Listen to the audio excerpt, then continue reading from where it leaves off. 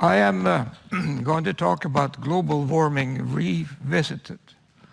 The reason it's revisited, I got introduced to global warming here in Linda. And I was in a panel discussion in 2008. And it was a panel discussion about global warming. And I didn't really want to participate. But they said you really had to. And so I spent maybe half a day or a day or so looking at Google. And I was horrified by what I found. And so I got interested in global warming a little bit.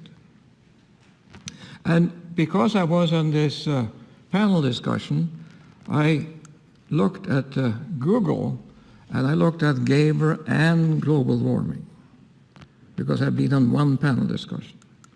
And I got roughly 40,000 results.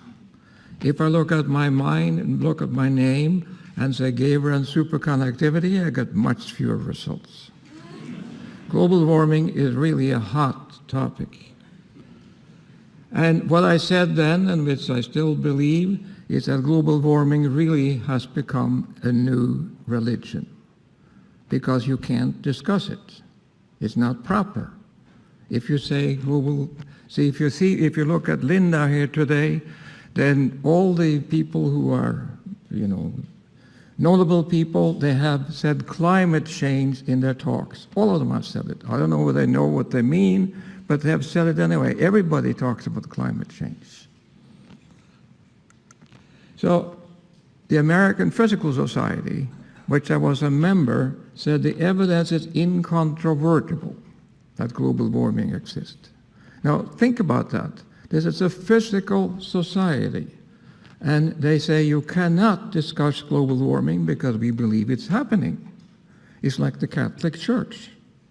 There are lots of incontrovertible truth in the Catholic Church, I'm sure. And here there's an incontrovertible truth in the physical society. So the only answer to that is to resign.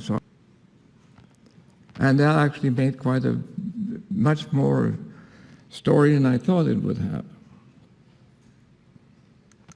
So global warming really starts with these two people, Al Gore and Curry, or however you pronounce it. And what they did, they made this curve popular.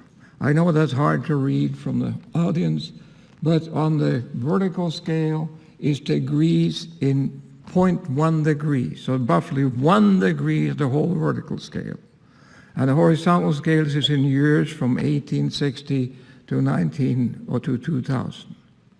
And you see the global warming has increased, but the scale is like what dentists use when they advertise by toothpaste, because the scale is absolutely distorted. I mean, there's 1 degree there. And for what does this curve measure? Well, this curve measures what does the average temperature for the world for a whole year and for a whole Earth for 1 year. So there's the average temperature for the whole Earth for 1 year, and that measures in a fraction of a degree. So what does that mean? I think probably nothing. So let me talk about that again. From 1880 to 2015, the temperature has increased from 288 to 288.8 degree Kelvin, 0.3%. I think the temperature has been amazingly stable. If I take where I live in Albany, New York, there are roughly 80 degree K difference between summer and winter at some time. And so would you think that 0.8 degree average on the Earth makes any difference to the climate in Albany? Is that sensible to you? Oh, the wrong way. So here is then where the temperature is measured. And you see there's point on the graph, so if you can read that, north of 60 degrees is 167 measurements. Between 30 and 60 degrees is quite a lot of measurements. The United States is all covered with things and stuff. So if you go finally to the South Pole, there are 8 thermometers, according to NASA. That's all they have, including the South Pole. 8 thermometers. And so if you had 8 thermometers to measure the average temperature in Germany, where would you put those 8 thermometers? You know, 8 thermometers for a continent is nothing. And the fact is, as I deal with the South Pole, there had never been as cold on the South Pole as it is right now. There's more ice than there ever have been. And so, but people don't talk about that. They talk about the North Pole, where they have a warmer climate at the present time. And the other thing which upset me is that what is the optimum temperature for the Earth? Is that the temperature we have right now? That would be a miracle. Maybe it's 2 degrees warmer. Maybe it's 2 degrees colder. But nobody has told me what the optimal temperature is for the whole Earth. This is a little bit like American foreign policy. The foreign policy wants things to be as they are because we have it good in the United States. But even the foreign policy can't control the climate. The other thing is that both the alarmists and the deniers, I guess I'm quoted as a denier, measures the average temperature for the whole Earth for a whole year to a fraction of a degree, and that result is significant. Of course it's not. How can you possibly measure the average temperature for the whole Earth and for the whole year and come up with a fraction of a degree? So I have this slide here. I think the average temperature of the Earth is equal to the emperor's new clothes. Was a boy who said, cried, "That's the emperor has no clothes on." And I would cry out and say, you can't measure the temperature for the whole Earth at such accuracy. I was in Beijing I think it was in 74 or 75, and Beijing was a village. There were 3 or 4 cars there, and we had control of one of them. I was back in Berlin, in Beijing, like a few years ago, and you can't cross the streets for cars. And there's buildings which are like 30, 40 stories high everywhere. And so what had that done with the temperature for Beijing, you think? I mean, and if you think that when you measure temperature to 1900, the thermometer was standing sort of in the countryside, and now we go 1910, the more dense population density, and then the thermometers broke, you got new thermometers, and how can you think that I can measure this to a fraction of a degree? It's ridiculous. Now, this is what they have come up with, however, and this is for the last 19 years, roughly speaking, the temperature has not gone up. It's been constant for 19 years, almost as long as the life of the students here. They're probably at 23, 24 years old. So it hasn't gone up. And there was a big peak in 98, that's very recognizable. So what did the people who measure temperature do with that? Well, here is the latest temperature they have measured now, and they see the curve here, and if you look at the edge here, it goes up. I made a bit better one here. The temperature here goes up. How can that be when I just showed you the other curve, the temperature has been constant?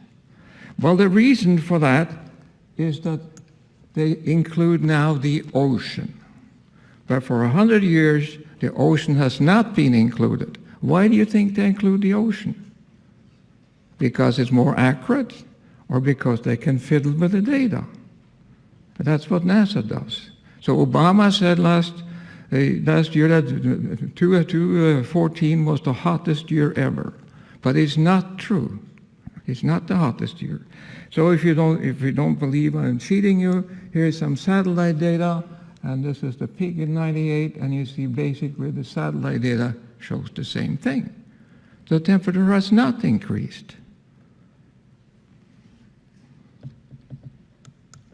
So what is then a greenhouse effect? Well, without the atmosphere, the Earth would have been roughly 35 degrees warmer, roughly speaking. Now, from 1898 to 1998, the temperature has increased 0.8 degrees. And the CO2 concentration has increased from 295 to 367, or roughly 72 parts per million in 100 years. That's what has happened. That's the fact. I'm not making this up. Now from 1998, which is basically the hottest year, the CO2 has increased from 367 to 403, roughly 36 parts per million. That's half of the previous increase. So why hasn't the temperature increased 0.4 degrees then? I mean, if you're a physicist, for heaven's sake, and here's the experiment, and you have a theory, and the theory doesn't agree with the experiment, then you have to cut out the theory. You were wrong with the theory. See, that's half the thing. It should have been, but it isn't. So you can't believe then the people who are the alarmists say that CO2 is a terrible thing, and therefore you have to not drive and use solar cells and stuff because otherwise the world will go to pot. But it's not true. It's absolutely not true. So nature, in its wisdom, this was happened actually in 2012 when I gave another talk on global warming here, has come up with a magazine. And they want to cash in on the fad. My friend said I shouldn't make fun of nature because then I won't publish my papers. But I don't publish my papers anyway, so I'm safe there. So they had an article in there, for example, that corn yield in Africa decreased 1% for each day over 30 degree Kelvin. See, that's a very difficult thing to determine. But they published that article anyway. There was nothing saying in Nature that in the United States we put 10% alcohol into gasoline. That's the most stupid program America ever done. But all the gasoline should have 10% ethanol in it. And that comes from corn as well, from corn grown in Iowa, I guess. And that's food. So for reason we do this, that food is much more expensive now because we do this. It's very costly and very stupid. But that's what the United States, sometimes the United States do stupid things. And nobody mentioned nature how important the CO2 is for plant growth. If you have more CO2, the plant grows faster. People use greenhouses and put CO2 in greenhouses to get a higher yield. But now, since the CO2 has increased, we get more plant and more grows faster.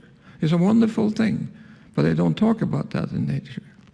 And also, nobody says big trees here in Lindau, for example, the beautiful trees are actually starving. But when a plant developed photosynthesis, there was much more carbon dioxide in the air. And so they could use much more, but there isn't any. So the plants are really starving. But they don't talk about how good it is for agriculture that CO2 is increasing. Here's another thing from nature, just to show you how ridiculous things are. There's a guy here says, or the guy or girl, I don't know, that the shrinking victims because of global warming is cotton, corn, strawberries, etc. These are things that get smaller because of global warming.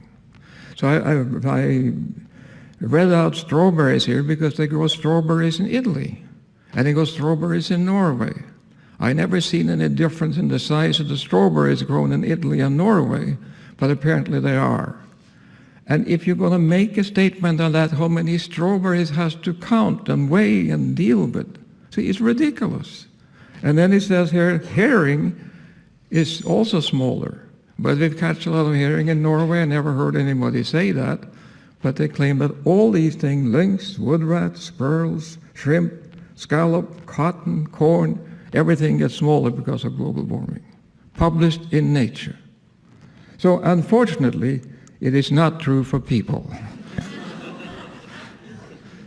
That's a... So here's another one. Here's see, all this you can do, which I did when I went on that panel discussion. Here they say melting Greenland. And you look at that picture, it's carefully done, some people standing in the ice, and a river flowing off, and you think Greenland will disappear. But the information on the internet, which is wonderful, and I looked it up, there are 4 harbors in Greenland. And this is the name of the harbors. I won't pronounce them, but you see the coldest years include 1992, 1997, and so on. The one on the here are the coldest years. And here are the warmest years. And so the warmest years basically the 1930. And those are the facts. Those are the temperature the people in the harbors in Greenland has measured over the years. And it doesn't look like it's getting any warmer. I mean, I don't understand it.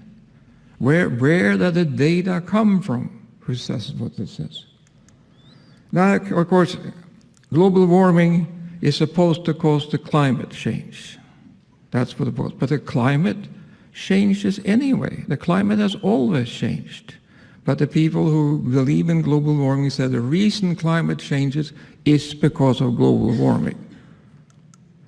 And the World Meteorological Organization said you need 30 years to determine the climate. So this is a difficult slide to see here, but this is the rainfall in lots of places all over the world. But if we focus on this one here, this is the Dust Bowl in the Midwest in the 30s. You see we have the Dust Bowl there. And you look at here in Africa, the huge amount of rain. The climate has changed everywhere, all the time. And that was before we talked about global warming. And the people in the Dust Bowl, people know how to move to California. So the Steinbeck wrote the story of the Grape of Wrath about that. It was a very wonderful story. And so this has happened all the time, happened everywhere, and it's nothing to do with global warming. So when I ask people then, why is the climate change? Why? The temperature has not changed, so why do they talk about it? Another thing which amazes me really is that when they talk about climate change, it's always to the worse. See, the climate also changes to the better. And if climate changes, you have a 50% chance anyway, you got to be better someplace, for heaven's sake. It can't always be to the worse. So then comes the clincher. If climate change doesn't work to scare people, we can scare people talking about extreme weather. That must work. So here is extreme weather. And the question is the ocean level rising? Well, here is a graph. It's hard to see where you sit again, but this scale is in thousands of years, and this scale is in meters. If you look at the recent scale, then you see it here, this scale down, you can maybe read that, and this scale here is in centimeters. And for the last 100 years, the ocean has risen 20 centimeters. But for the previous 100 years, it also rose to 20 centimeters. And for the last 300 years, ocean has risen 20 centimeters 100 years. And so there is no unusual rise in the sea level. And to be sure you understand that, I'll repeat it. There is no unusual sight in the sea level.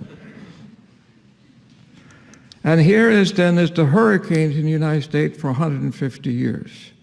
Hurricanes are supposed to be much worse now because of the weather has gotten 0.8 degrees warmer. I mean, on the average.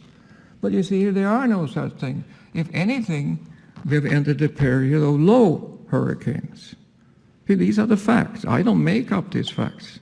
And actually, when I gave this talk in Linda in 2012, the criticism I got, I'd never published anything in global warming. But you don't have to publish things. You don't have to even be a scientist to look at these figures. And you understand what it says. And the same thing is for the tornadoes in the United States. It looked like we're in a low period in the last few years. That's only 50 years of data or so. But see, what people say is not true. I talked to a journalist yesterday from D-Site, and he's supposed to be here. I don't know if he's here or not. And I asked how many articles he published, but this says that global warming is a good thing. And they probably don't publish that at all. It's always negative, always. So here is a picture, see how ridiculous things do. I hate to make fun of Norway because I'm Norwegian, but I think I can deserve this anyway. There's an oil platform laying about there. That is 200 miles from the coast of Norway. It's an oil platform. It's a very, very lucrative oil platform. And what they're going to do with that, they're going to electrify it. On the platform, of course, they have lots of natural gas, and they have gas turbines and stuff. There's no problem with power. But to save on the platform, to save for the carbon dioxide on the platform, they're going to electrify it from land. It costs billions of money, crowns anyway, a huge amount of money. But the government of Norway has decided that. Hopefully now, when the oil price has fallen by a factor of 2, maybe they reconsider. I hope that. Because what they're going to do, all the gas they save by not using gas generators, they're going to send to Europe. What is Europe going to do with the gas? Burn it, of course. So, I mean, there's no saving here. There's just an expense. There's no saving of CO2 or anything. It's just ridiculous. So here is now what I worry about very much is the conference going to be in Paris in November. And I really worry about that because the conference was in Copenhagen. That almost became a disaster, but nothing got decided. But now I think the people who are alarmists have a very strong position. And so the physical society always have made up their mind, so I don't have to worry about them. And now let's look at what they say. The evidence is incorroborable. Global warming is occurring if no mitigation is taken, significant disruption of Earth's physical and the cloud system and so on. Everything is go to hell. But the facts are that in the last 100 years or so, we have measured the temperature. It has gone up 0.8 degrees, and everything in the world has gotten better. See? So how can they say it's going to get worse? When we have the evidence that if it's true that they can measure, at least they believe it, when the temperature has gone up 0.8 degree, everything, we live longer, we have better work, better health, better everything. But if you go another 0.8 degrees, we're going to die, I guess. So here is then what we should worry about. This is refugees trying to cross the Mediterranean. And so this is a boat, and these people are not fleeing from global warming, they're fleeing from poverty. If we want to help Africa, we should help them out of poverty, not, try to build solar cells and windmills. Here's another tragic picture. These are Syrian refugees. There are supposed to be 5 million of them. And I ask you, are you wasting money on the climate like solar cell and windmills rather than helping people? See, these people, when you spend, I look at Linda here, there are a lot of solar cells on the roof. These people have been misled. It costs money to do that. And so, and windmills cost money. So here is a very nice, I know I can't convince you by speaking here, but I can show you this book called The Rational Optimist by Matt Ridley. It's a wonderful book. Actually, his main point is that we have it so good today because we are the only ape with barters, with trades. Human, as an ape anyway, they trade. No other animals do that. That's why we have taken this, so much advanced from other animals. And he also talked about but we could change from animal power to steam engine and so on, and then we can go to coal, and then we can go to oil, and we get cheap energy. And cheap energy is what has made us so rich. And now suddenly people don't want it anymore. See, we should continue. And people say the oil companies are the big bad people. I don't understand why they are worse than the windmill companies. General Electric made windmills. They don't tell you it's not economical because they make money on it. But nobody protests, but they protest to Exxon, who makes oil. I mean, they're very good companies, but their companies are efficient, and that's why we have it so nice today. So here is a statement by Obama. He gave a recent speech at the college in the United States, and he said, "No challenge poses a greater threat to future generation than climate change." That's what he said. That's a ridiculous statement. See, the United States probably kills maybe a few hundred people a day. They probably have killed 1 million or several million people the last 10 years or so. We've been at war. And the biggest problem Obama faces is climate change. How can he say that? And I say this to Obama, "Excuse me, Mr. President, but you're wrong." See, he's dead wrong. And I said that once I was part of an ad in the Time magazine, and I said the same thing. Because I think Obama is a clever person, but he gets bad advice. And in global warming, he's all wet. See, I would say that the global warming basically is a non-problem. Just leave it alone, take care of itself. I can give you one example of that, and this is a little difficult, but I got it from a man named Eli Sampson. And he said, consider a large room, 20 by 20 by 10 feet. That's a large living room. And now I want to seal this room off from the rest of the world. And in the rest of the world, you have all these evil cars who have exhaust and spew out carbon dioxide in the atmosphere. So the question he raises then is after 1 year, when this room has been sealed off, how many matches do you have to light in this room to catch up with the cars? Any guesses on that? Probably nobody wants to guess that. But if you take this room and so many matches you have to light, if you light one single match, it brings the room up to 20 years of driving. 20 years. One match in a big room. It's the same number of carbon dioxide as all the cars in the world, which is 1 billion cars. Physicists are very good at this calculation. I was worried about when I got this letter from him, and I checked it. And on the internet, you can find how many cars there in the world. You can find how much they drive, and you can find all sorts of things. So you see, it's just one of these things. And it's hard for me. It's really very hard for me to understand that almost every government in Europe, and except I think Polish government, are worried about global warming. It must be politics. So finally then, I think what we really have to do, we have to learn to live with change. It's climate changes, climate has always changed. We can't control that, so there's nothing we can do. And here is a picture of me and my wife when we got married 60 years ago. And here you can see how we have changed. And we have to live with that. And also you see what we changed, we have a color photo now. See, it wasn't color when we got married, so that's a change.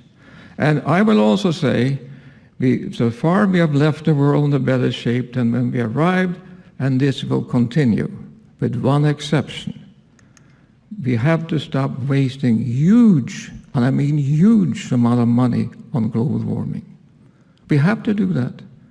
But that may take us backwards. See, people think that things are sustainable, but they're not sustainable. So anyway, that was all I'm going to say. So thank you very much.